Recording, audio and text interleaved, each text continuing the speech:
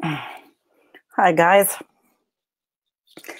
It is me, Sandy Shellis. It is not Antonio. I'm really sorry. Antonio had a family emergency, and he will be on tomorrow. He will be on tomorrow at 2 o'clock. Tomorrow is the 30th? He'll be on tomorrow at 2 o'clock. So what I thought I would do in his place, since I actually liked something today. Hi, Torstein. Oh, Torstein Vidal is with us. I wrote to you to see if you wanted to come on with me, because it's a whole long story how you set this thing up. And when you don't have a guest, you can't go live, and I didn't want it to go. So the other side, you'll see, has my cell phone. But anyway, that's all the way in the other room. So what I thought is, since everybody's going to be disappointed because Antonio's not doing his piece until tomorrow at 2 o'clock. And I know he had a lot of prep, but this family emergency, it's okay. I'll let him tell you tomorrow. So I'm going to read Dahr Jamail's latest in Truthout, because it's really good. And I love Dahr Jamail. And he has agreed, when I feel better, to have him on this channel, on this venue.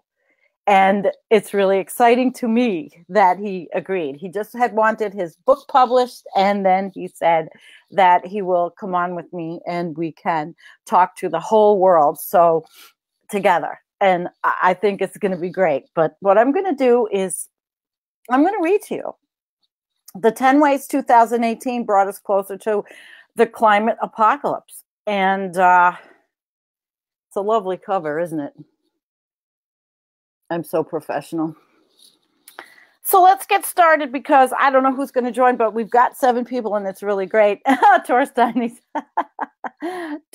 said, "Oh, I didn't see my messages yet." No, you did not. I was going to try to get you at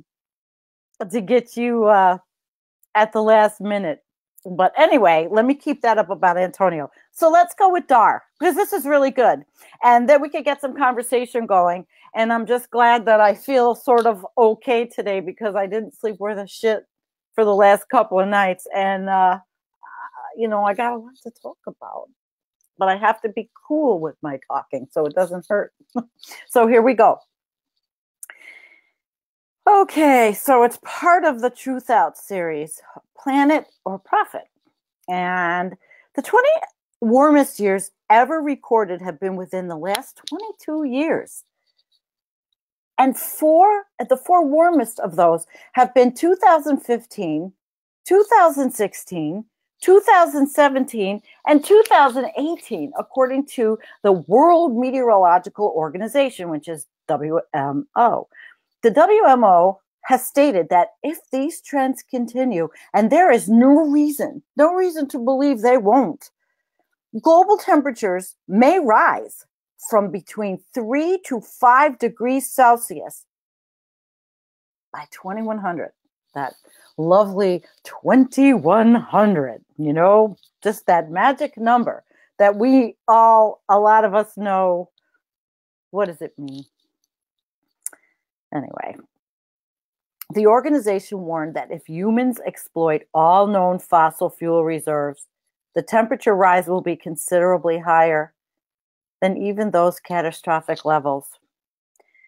It is worth repeating once again that we are the first generation to fully understand climate change, and the last generation to be able to do something about it, WMO Secretary General Petteri Talas announced in a recent WMO press release.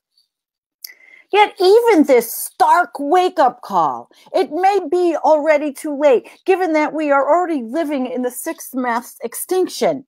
A study published earlier this year, conducted by an international team of researchers from 17 countries whose findings were published in Nature Geoscience, showed that global temperatures could eventually double those that have been predicted by climate modeling.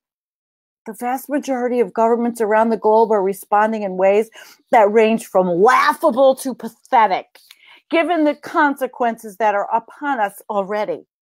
And that's why I asked Torstein to join me at the last minute so we could talk about some of those consequences where he is. But we'll do that on another day. So 2018 has been yet another year of records and alarming developments as runaway climate change continues apace.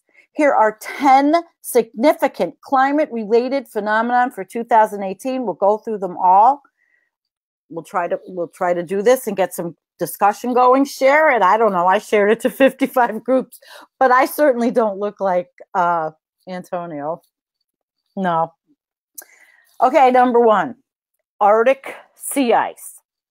We all know Arctic sea ice is something that just kills me and hurts me. I want to go. It's my bucket list. I feel like it's just the worst of the worst.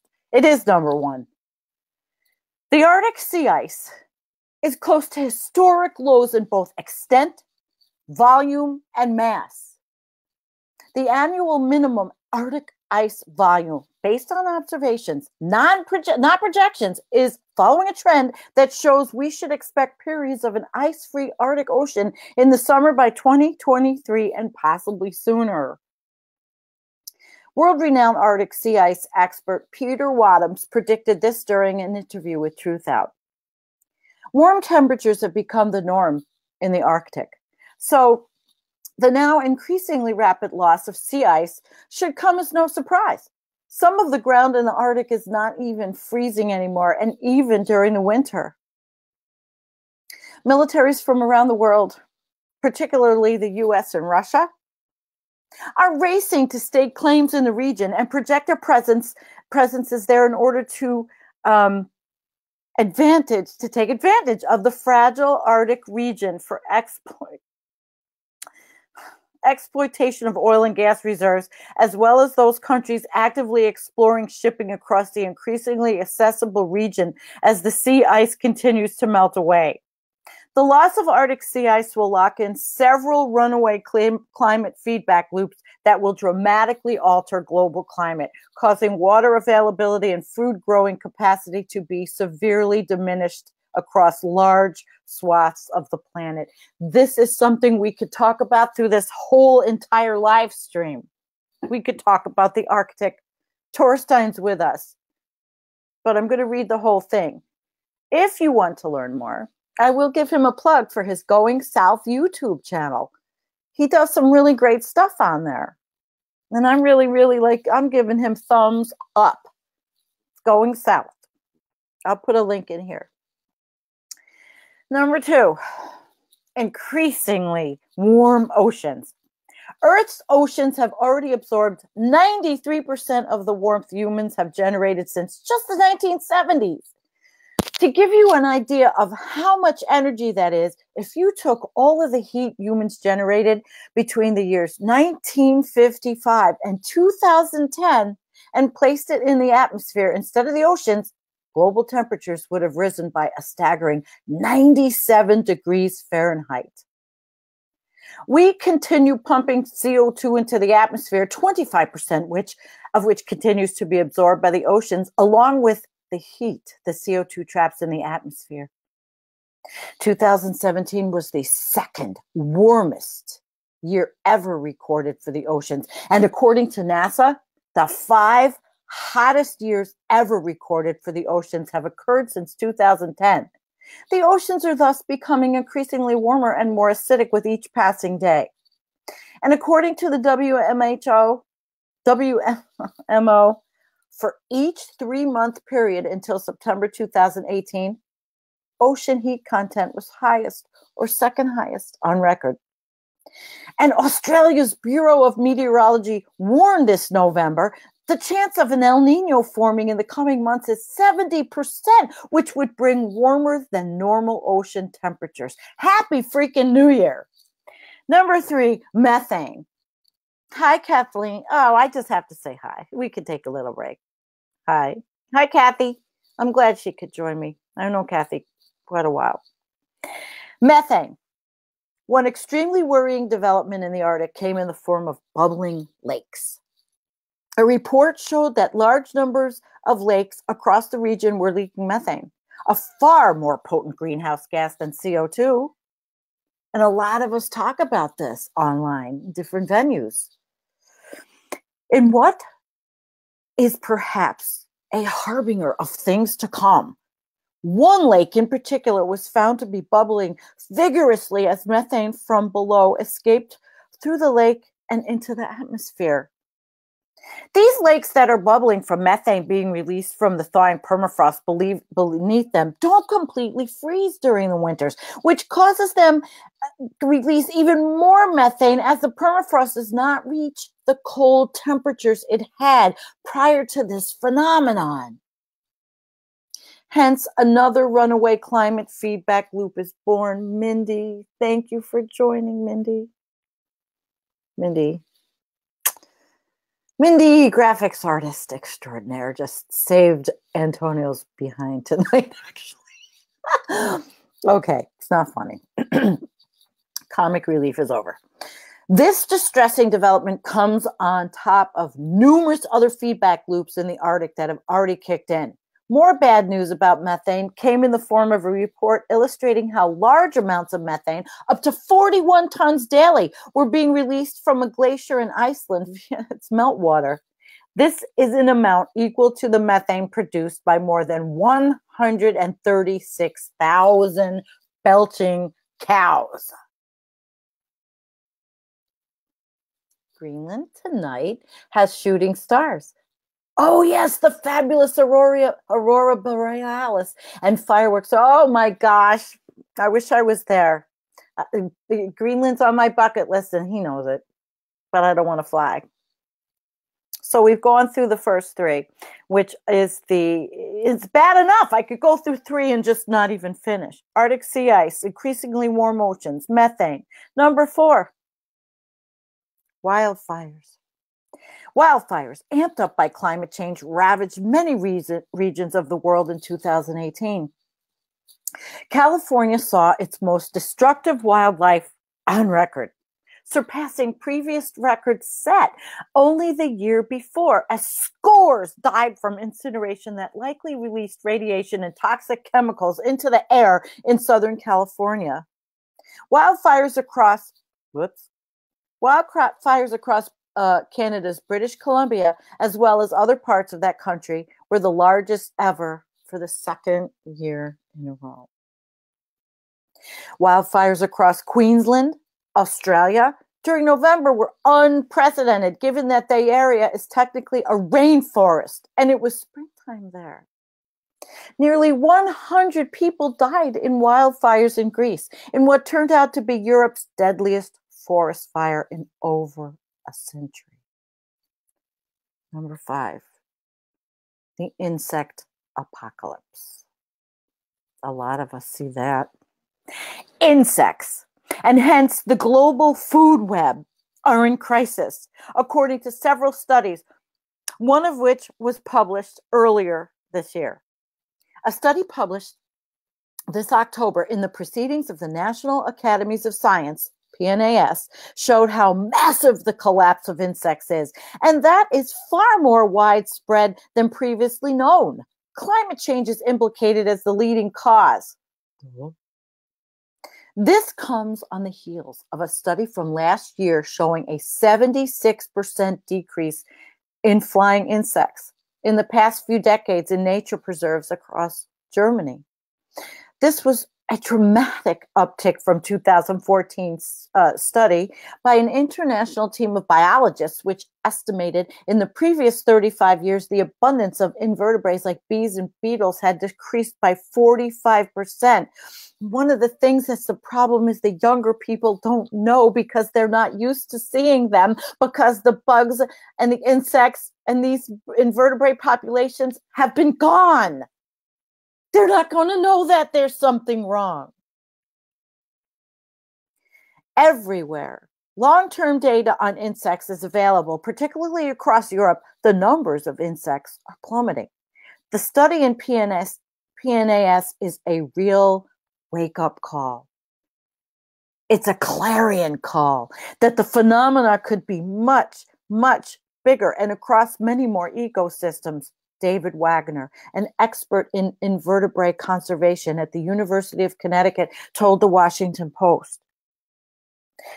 This is one of the most disturbing articles I have ever read.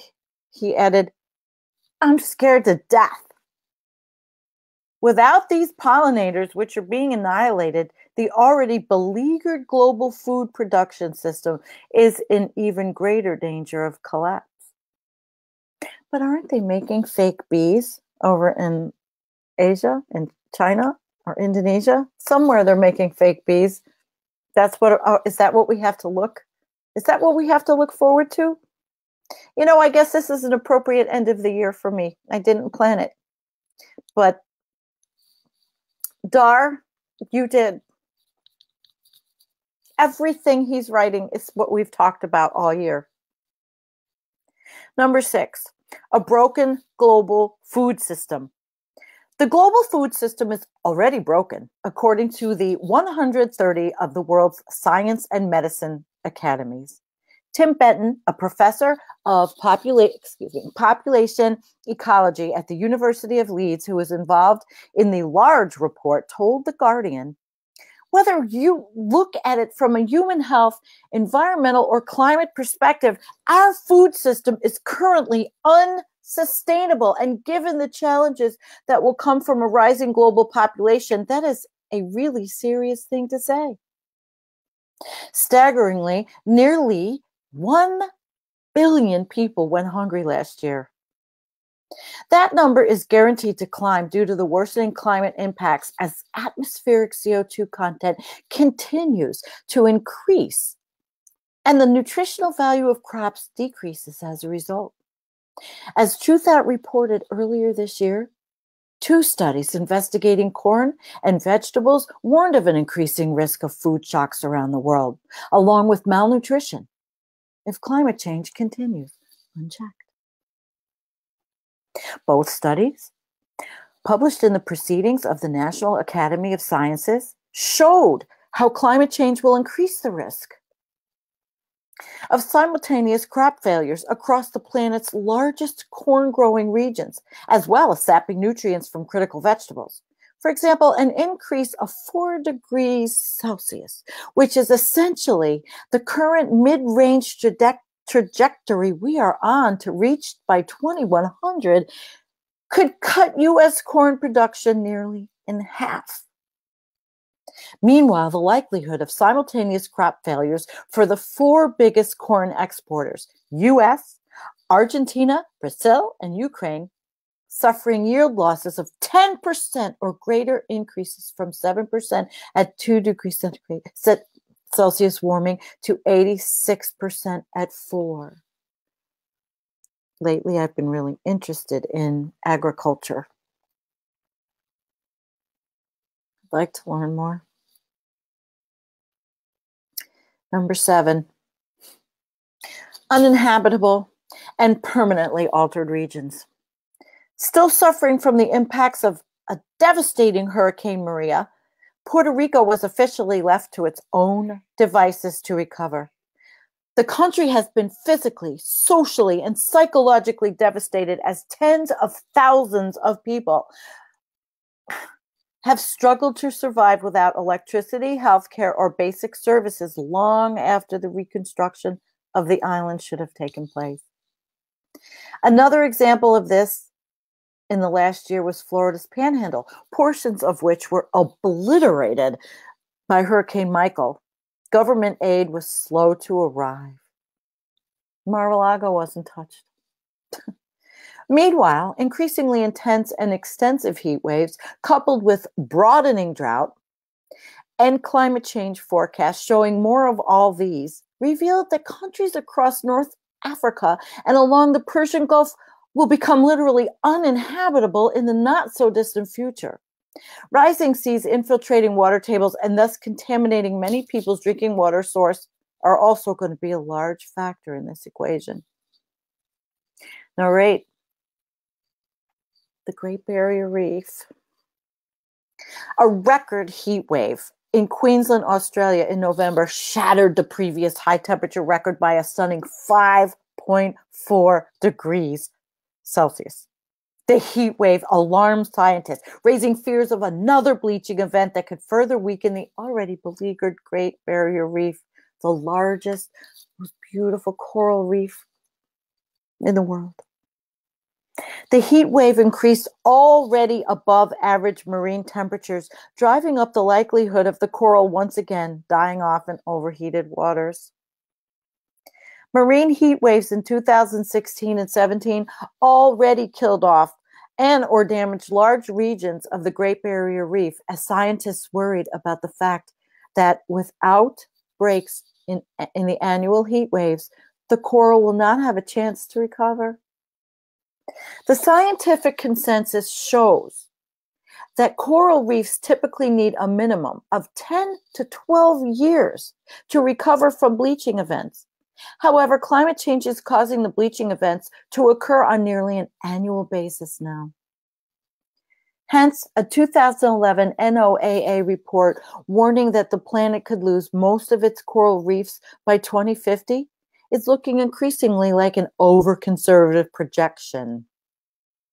Who else do we know that's over-conservative?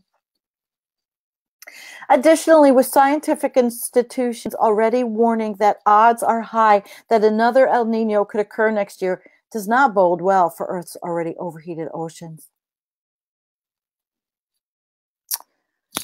9. The UN report. Only 12 years left to limit warming. A landmark UN report released in October served as an imminent warning that if governments fail to act swiftly and dramatically, and within the next dozen years, droughts, flooding, and increasingly extreme heat waves will increase drastically. In the Paris Climate Change Agreement, global governments pledged to try to keep warming within a limit of 1.5 degrees Celsius above pre-industrial levels in order to prevent increasingly catastrophic impacts. In the recent UN report, experts stated that without urgent and unprecedented changes, meeting the 1.5 degree limit would be impossible. The report pointed out several important thresholds. Just an extra 0.5 degree of warming beyond 1.5 degree would essentially completely annihilate corals and dramatically accelerate the loss of what is left of the Arctic sea ice. And the proportion of the global population exposed to water stress would be at least 50% higher. Additionally, at 2 degrees Celsius warming, extremely hot days would become much more common. There would be more forest fires, and the number of heat-related deaths would increase. Plants would be nearly twice as likely to lose half their habitat than they would at 1.5, and sea level rise would increase by at least 10 centimeters, and that's what Antonio is going to talk about tomorrow. Great Saturday night. Number 10, nowhere near meeting climate change goals. While many climate leaders met in Poland for the COP24 climate talks in December that we all followed them, it was already clear that we are nowhere near on track to attain the goal of limiting global warming to 1.5. Given we are currently at 1.1, the Paris Climate Agreement in 2015 was non-binding, and the majority of the planet's countries are still nowhere near doing what would actually be necessary to curtail emissions radically. We're on track to see at least a 3.5 degree warming by 2100, and much more after that. Yet, it became known in 2017 that oil giants BP and Shell we're already planning for global temperatures to increase by 5 degrees Celsius by 2050, even in the wake of the Paris Agreement. Numerous reports have shown that it is highly unlikely civilization is even possible at 3.5. Dahr Jamail. He is a Truthout staff reporter, the author of The Will to Resist, Soldiers Who Refuse to Fight in Iraq and Afghanistan, and Beyond the Green Zone, Dispatches from an unembedded journalist in occupied Iraq. His third book, The Mass Destruction of Iraq, Why Is It Happening and Who Is Responsible, co-written with William Rivers Pitt, is available. And he's got the new one, The End of Ice. And once that end of ice comes, the beginning of Sandy comes for this channel, for us with Dahr. That was really sobering. A couple of things I want to say, and I'll let you guys go and say hi. Hi, Michael. It's global storming there. I had something on my mind today, and I can't now remember it because of all the things that he just talked about. Every single thing we talk about. We're ending 2018. Hey, Jim. Jim came thinking that he was going to see Antonio. Let's look at some of these. Jeff says, corn crops are being abandoned in Oregon and replaced by filbert trees. And Kathleen, she says, plastic on the garbage patch is bigger than Spain. We know all the problems. We know all the problems. It's how we live. And when I have Dahr Jamail on, I'm going to talk about how we live with him. He's got ideas about how he wants to live and what he wants to do. We all should be thinking that way for ourselves, but our children. I have one child. Others have children. Those that don't have children, well, you don't have to worry about your children. And what I said about the insects and all of these things that I don't like to call the new normal, because the new normal is creepy. But the youngsters now and these babies being born that I see, I feel so bad for because I think about them. They won't know anything we knew. And excuse me, I have to do my little, I can sit through this. Legal. That's another whole thing we can talk about is legalizing hemp. But, you know, we have short-term goals, right? Because the big long-term goals are something none of us can attain. But we can attain our short-term goals. We can try to make our lives as valuable as possible. We can love those around us. We can try to help people by mitigating their pain or finding things to help them, because that's what I'm doing on the side, which I don't have time to do. I'm trying to mitigate my own, but I always have a calling to help people. And we'll do this together in 2019. You know, this is a no donation channel. This is a labor of love by all of the volunteers. And that's, you know what? Before I go, I'm going to read everybody's name because I might as well. This is the end of the year. And I like to do an end of the year anyway. I wasn't planning on it. Oh, Paul Beckwith. Hi, the way he waved at me. I wrote him too. I wanted somebody to come on with me instead of having like my phone on the other side as the guest in my other room, which in this software, if you have a two-person, you can't do the thing at all if you don't have somebody call in. And I'm going to read you the wonderful people that do stuff. There's 10 with me. And there is Nakia Botham and Mindy Dunham and Linda Littleton Gray and Judy Renton Bohm and Jonathan O, who is an amazing scheduler. He does a lot of the articles on that page you see. Desmond Berry, who's an activist and he does all of the Line 5 stuff over in Michigan. We haven't seen him for a while, but 2019 is coming. Antonio Clinton Reed, and our newest, Elizabeth Sarah, who is someone who I hold near and dear because we've known each other since high school, 7th grade. And she's going to come in to this endeavor because it's a labor of love. Nakia, she shares her love for solar and her knowledge for solar. And Mindy does all our graphic arts. She's amazing. And Linda is a web person and had helped and was looking at ways. It's all information dissemination. And a lot of us don't feel too good, but we do it anyway, you know, because of that labor of love.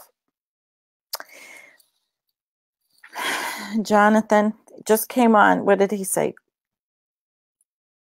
I'm live. I'm going to tell Jonathan I'm live.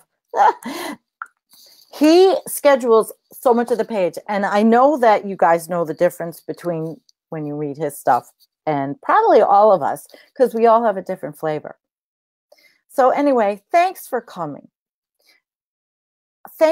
Thanking everybody and all of you. I have so many people that make my life worth living that may not even be here with me in the flesh.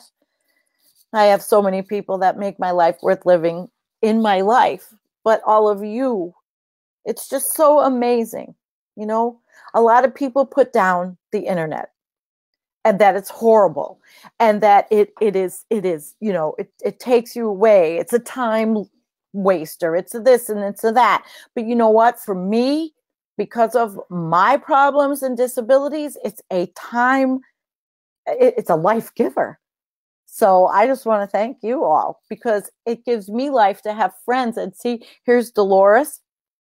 You know, I mean, I didn't leave my house from, what day? Christmas Eve. I went out Christmas Eve, got stuck in a blizzard, a little snowstorm, and I haven't left till today when my husband made me get dressed and go out. And he took me for breakfast and we went and returned some shit that, of course, you know, we didn't need, but we fell into that little commercialism trap that you have to have something to open on Christmas. Anyway, Mindy, thank you. I love you too. Oh, is this going to turn into a pre-New Year's love fest? Because I'll tell you what, it's like, you know, on my worst days, I still always can know that I can get online and somebody's going to be there for me. Max in Finland, you know, there's a whole other YouTube family. There's a whole YouTube family. Hey, Johnny's with us. Hi, Johnny. Yep. See, love is the thing, you know, no matter how screwed up everything is, there's still a lot of love, you know? I mean, I still got this dude. Wait, I still got this dude. My husband, who's in the other room, you know? And I'm lucky. And we all are in some way blessed in some spiritual way for anybody around us. And Mindy said it, it's big group hug. And, you know, I shared this because it was going to be Antonio's stream. And I shared it to 55 groups. So I'm sure that since I've been around, you know, doing some of these things since my life drastically changed, that they must know me. But we're doing a big group hug. And you know what, Mindy, I'm going to leave that up. I'm probably going longer. It's Saturday night. I'm going longer. I just read a really just troubling and distressing article, but we're here. And there's just too much to do. And I'm going to mention Extinction Rebellion because this Extinction Rebellion is growing around the world. And I've been sharing everything about it. I signed up. I don't know what I can do. I barely can leave the house, but if I can do something, I'm going to do something, you know? Extinction Rebellion and the beautiful young Greta Thunberg, who is 15 years old from, I think she's from Switzerland or yes. Correct me if I'm wrong. She's the young person who is like catching the imagination of the world. And she's never going to be able to see these species that are extinct. But she's fighting. She's fighting. And she's talking to everybody she can, and she's organizing things. So no matter how dire and how shitty and how screwed up and how much everything's melting, well, we're here until we're not. And on my worst day, and I have a lot of them, I'm here. And I woke up. Torstein, what are you saying? Buffalo. Sorry, Buffalo. Buffalo. I'm not in Buffalo, but anyway. Anybody have anything you want to talk about? Because I'm just going on now and looking at the comment section. Torstein, you're lucky to have snowstorms. That's, talking about the snow. We had more snow in November here than we've had in December. And that's pretty wild. And that's what the weather person said. It's pretty wild. And we had a ton of rain. It's weather whiplash, like Paul Beckwith calls it. It's crazy. It's not going to be like we older people remember. But the young people like Greta Thunberg, well, this is for her what she knows.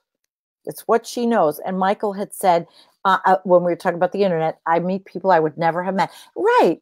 And even if we can't be in the flesh, I mean, Mindy came to visit me, and then we had people this summer, the whole thing that I did.